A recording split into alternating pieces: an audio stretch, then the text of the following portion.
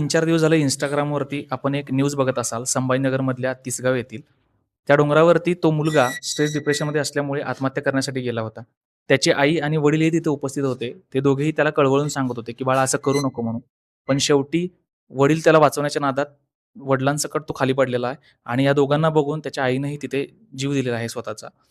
आता बरेच जण म्हणत आहेत, की त्याने iPhoneसाठी जीव दिला. कोण म्हणत आहे, की त्याच्या वडिलांशी वाद होते. कोण म्हणत आहे, की त्यांचे कौटुंबिक कोणीतरी एक लेडीज आहे, तर तिचा त्यांना त्रास होता. आता एक्झॅक्ट कारण काही माहिती नाही आहे. मला यातून तुम्हाला एवढंच सांगायचं आहे, की अशा पद्धतीनं कोणताही व्हिडिओ आल्यानंतर माहिती न घेता तुम्ही जो व्हिडिओ टाकताय Instagramवरती, तर त्याच्यामुळे प्रचंड समाजामध्ये गैरसमज पसरतात. त्यामुळे प्लीज कृपा करून पूर्ण माहिती घेतल्याशिवाय कोणताही व्हिडिओ Instagramवरती अपलोड करत जाऊ नका. आजकाल आत्महत्येचं प्रमाण खूप वाढलेलं आहे.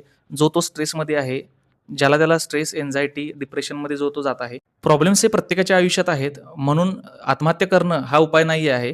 त्याच्यातून तुम्ही कसं बाहेर पडताय, त्याला कसं तोंड देताय, हे खूप इम्पोर्टंट आहे आणि यातूनच तुम्ही शिकलं पाहिजे. आणि हे जे काही स्ट्रेस, एन्झायटी, डिप्रेशन आहे, याचं मूळ कारण आहे हा मोबाईल. तुम्ही जितका वेळ हा मोबाईल वापरा, तेवढं तुम्ही त्या खोलात जाल आणि तुम्हाला स्ट्रेस, एन्झायटी, डिप्रेशन सारख्या गोष्टी होतील. पूर्वी हे शब्द आपल्याला ऐकायलाही मिळत नव्हते.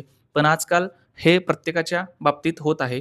त्यामुळे ह्याची काळजी घ्या. जितका मोबाईल अव्हॉइड करता येईल तेवढा करा आणि ह्याच्यावर एक उपाय म्हणजे संवाद, जो की आज कुणीच करत नाही. त्यामुळं प्लीज बोला.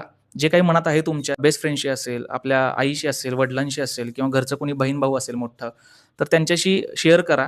जेणेकरून तुमचं मन हलकं होईल. तुम्ही जितकं मनात साठवत जाल, तेवढं तुमच्यासाठी ते धोकादायक आहे आणि मग असं एक दिवस सगळंच बाहेर येऊन मग आत्महत्यासारखा विचार येणं हा साहजिक आहे. त्याच्यामुळे प्लीज विनंती आहे, इथून पुढे व्हिडिओ करताना पूर्ण माहिती घेऊन करा आणि संवाद चालू ठेवा. हे मोबाईलचा वापर कमी करा आणि त्याच्यावर अजून एक उपाय म्हणजे वाचन खूप कमी झालेलं आहे प्रत्येकाचं. तर बुक्स वाचायला घ्या, जेणेकरून तुमचे विचार सुधारतील आणि तुमच्या आयुष्यात जी काही संकटं असतात किंवा जे काही प्रॉब्लेम्स असतात, तर ते तुम्ही इझिली सोडवू शकाल आणि त्यामुळं तुम्हाला असले आत्महत्येचे विचार मनात अजिबात येणार नाहीत. जर हे तुम्हाला पटलं तर नक्की शेअर करा.